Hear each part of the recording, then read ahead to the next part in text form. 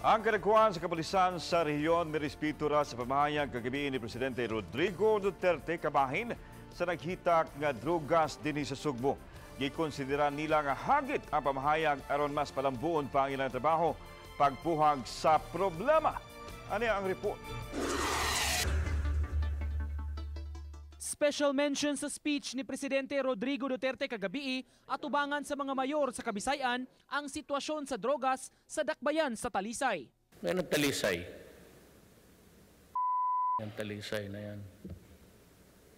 Mahurot mo diha. Hinay-hinay. Agi og tubag niini ang hepe sa syudad miangkon nga suliran gyud sa ilang dapit ang drogas. Apan matud niya padayon ang ilang paningkamot nga masolusyonan kini. Hindi naman na-discount siguro. Sa tingin ko it's positive on our part. Kasi nasabi niya na maraming drug personalities because maraming huli. Di ba? Hindi naman compliment. Parang it's just a running reminder na lang sa amin na we must have now let up. Kasi nga, even the President notice it. Usa sa gihimo sa PNP ang pagpa-deploy sa mga sakop sa Regional Mobile Force Battalion sa Barangay Tangke aron ma-monitor ang dapit. Sukad na hitabo kini, ubay-ubay na nga mga dakop ang nahimo sa kapulisan. Mga 50 plus na kabuok na mga drug addicts ang among gi-turnover sa nila Sir Conag dito sa Talisay Police Station.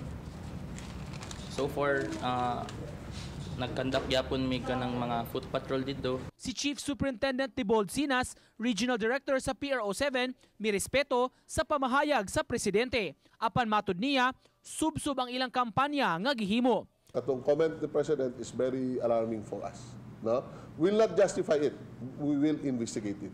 President has his own network, much better than us. That's why we are investigating that pronouncement.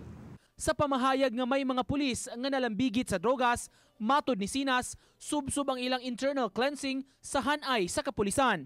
Matud niya, di kini makapaubos sa moral sa PNP. It will not cause maglow moral kung wala man ka nagbuhat.